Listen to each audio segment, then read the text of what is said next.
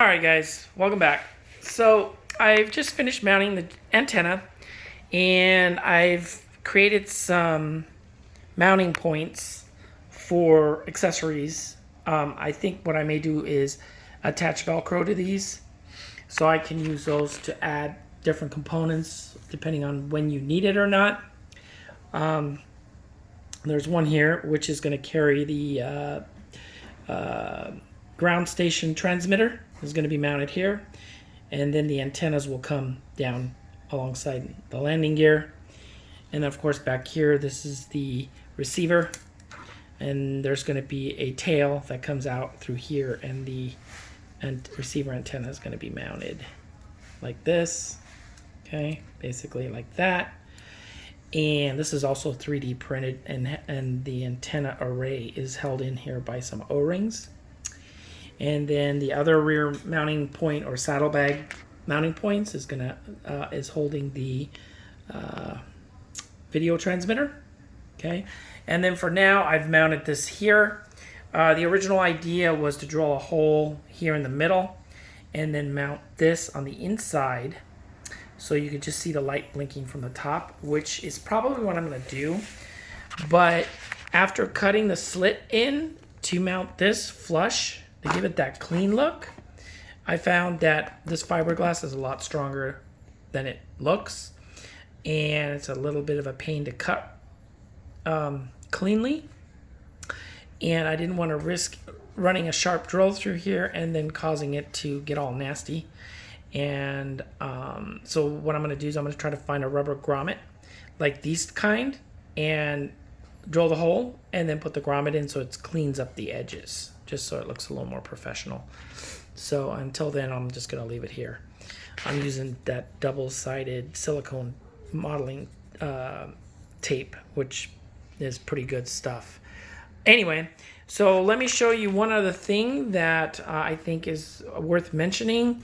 A lot of people, when they build drones, they depending on where you mount the GPS antenna, a lot of people mount them far away from the central core to eliminate any electromagnetic field that might interfere with it. Me personally, I like the clean look, so I don't want something sticking out over here or back there or whatever. So the way to eliminate a lot of the electromagnetic discharge from the components, what you do is you create what's called a Faraday cage in a way, and by doing so you can block a lot of the electromagnetic field. And basically the way you do it is with 100% copper plating. Okay, now this works. I've done this with all my models before and after, and it makes a huge difference. Even the drones that I buy, like the Aosema, I ended up putting this in, and it increased the GPS reliability and precision by like 200%. And also the Aosema radio, the remote radio that you have, also has a GPS transmitter in it. And what happens is it takes like 3 to 4 minutes for the radio to finally get a link. By putting this on the bottom side of the GPS antenna that's in the radio and only allowing the section that points up to the sky to be exposed, it increases the lock time down to less than 25 to 30 seconds. Okay, and also that drone is specifically designed to hone in on your hand radio when it does return to home, and it makes the precision of landing next to the radio within 3 inches. I mean, it made a big, huge difference. Okay, and the way you do that is you buy this stuff. Okay, this is a roll of copper. You buy it at, in this case, Hobby Lobby for 12 bucks. And it's about 4 feet rolled up, okay, of metal foil. Okay, now this is a lot thicker than foil, okay, aluminum foil. So it's got a very thick, and it's lightweight, okay? And I use that as the primary shield, which you see there, okay? And then I use copper tape, which is 100% copper, okay? And I use that to tape it to the model. And it works, guys. It really does work. So if you're having GPS lock-on issues, or you want to improve your GPS and you have a antenna built into the canopy of your drone, if it's a drone that you purchased fully assembled and you want to do a mod to it, this is a mod that I recommend. It will definitely shield the GPS antenna from the radio frequencies coming from the drone. Now, of course, you can always mount it further away, but I kind of like everything in a nice, neat package. That's just how I am. Now, the only thing that kind of freaks me out is the fact that this GPS antenna is white. So it looks a little cheesy. So I don't know how I'm going to make this thing look a different color without maybe spray painting it. I don't think I can use wrap because it has a little dome on it. I don't know if spray painting it might reduce the amount of reception. So for now, I'm going to leave it. I'll deal with it later.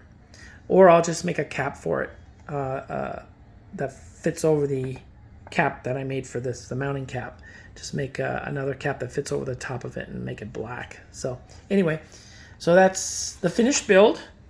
And hopefully, I can't wait to get those props today. And maybe I might just post another video with it with the props on. But until then, I'm going to have to wait. I did mount the washer and the mounting screws for the props. I've never had these kind of motors. I've always had the motors that had the built-in shafts with the threads. So I'm not really exactly sure how this works. And unfortunately, the motors didn't come with instructions. So I'm assuming the motor, the prop goes on first, then the washer, this washer thingy, because there's a little aluminum ring that comes out in the center. That goes over the prop, and the prop goes on, this goes over the prop, and then these screws go in. I mean, that's the only thing that would make sense because there's a certain amount of space here that basically, you know, so hopefully that's correct. If anybody knows any difference, please let me know. I would greatly appreciate it. Okay. Oh, and I wanted to show one more thing. You guys know the good old Black Widow, as you can see here. There she is. Well, I kind of like the canopy on the turret really, really a lot. So I went ahead and bought an extra one, and I modified the Black Widow to run the turret GPS. And in this case, because of the way the unit is laid out, I was able to put the GPS antenna inside here. Okay. And that's only because this does not have a raised platform, where this one has a second level, as you can see, and which brings the radio and stuff further up. So the only other option I would have had is to modify the mounting plates and lift it, but I didn't want to do that. I kind of like it just the way it is. And it's not such a bad idea that the antenna's on the outside, you know, because it looks clean. So, all right. So, baby turret, mommy turret. Nah, just kidding. So, yeah.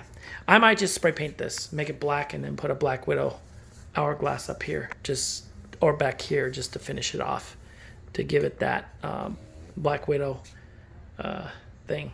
So, all right. Well, that's everything for now. And you guys have a good afternoon or good evening. And I'm going to go chill and watch TV and watch the demonstrations in downtown LA. And just kind of chill and wait for those props. All right, guys. I think the next video that you'll be seeing will actually be a test flight video. So, yeah. So you guys will be witness if it flies or not. All right. Take care. Bye-bye.